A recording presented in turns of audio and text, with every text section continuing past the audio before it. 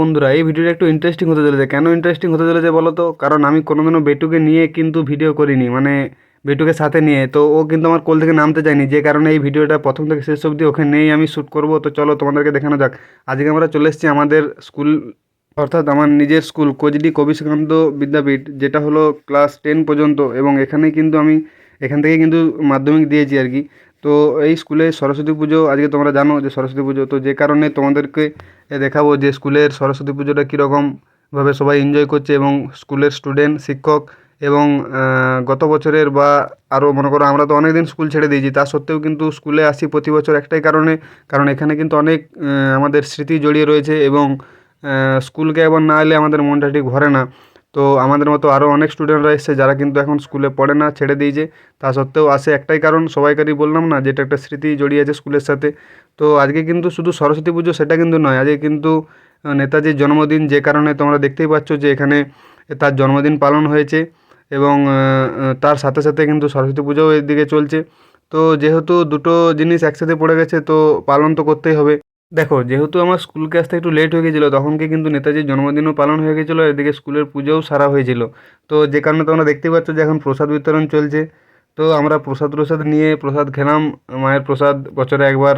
আর বিদ্যার দেবী মায়ের কাছে একটু আশীর্বাদ চাইলাম, যেন যেভাবে আমাদেরকে জীবনে এগিয়ে নিয়ে যাচ্ছে আরও যেন সামনের দিকে এগিয়ে নিয়ে যায়। কারণ তার এই সঠিক চিন্তাভাবনা এবং সঠিক শিক্ষার আলোতেই আমরা জীবনে আরও সামনের দিকে এগিয়ে যেতে চাই।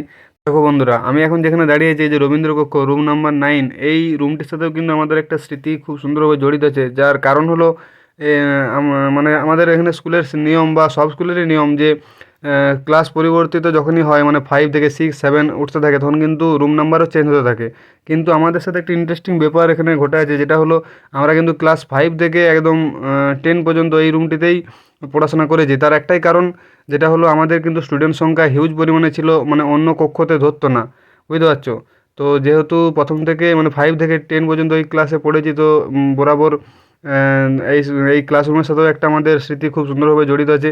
এবং এই পিচবোর্ড থেকে শুরু করে সমস্ত কিছু, কারণ টানা এত বছর ধরে এখানে পড়াশোনা করেছি, বুঝতেই পারছো।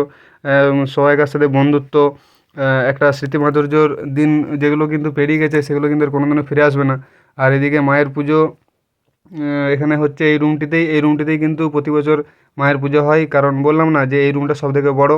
তো এই বছরের মায়ের যে লুকটা সেটা সত্যিই খুব সুন্দর। এবং এখনকার যারা বর্তমান স্টুডেন্ট তারা খুব সুন্দরভাবে সাজিয়েছে এই রুমটিকে। যেহেতু বাইরে বক্স বাজছিল, তো বেটু দেখতেই পাচ্ছ কীভাবে আনন্দ, মানে ও একটু বক্স টক্স মানে গান বাজনা কিছু বাজলেই নাচতে শুরু করে দেয় আর কি। ওর নাচতে খুব ভালো লাগে। তো যাই হোক, ছোটোবেলাটাই সত্যি সবার খুব সুন্দর হয় আর কি। বড় হয়ে গেলে তো মানুষের জীবনটাই পুরো বদলে যায়। আর যে এই যে নতুন সেটটি হয়েছে, সেটটাও কিন্তু তখন থাকেনি আমরা যখন এই স্কুলে পড়েছি। তো স্কুলটা অনেক কিছু পরিবর্তন হয়ে গেছে, কিন্তু এখানে জড়িয়ে রয়ে গেছে অনেক স্মৃতি, অনেক ভালোবাসা, এবং অনেক দুঃখের সব কিছু। তো ভিডিওটি তোমাদের কেমন লাগলো অবশ্যই কমেন্ট করবে, এবং ভালো লাগলে অবশ্যই বেশি বেশি করে শেয়ার করে দিবে।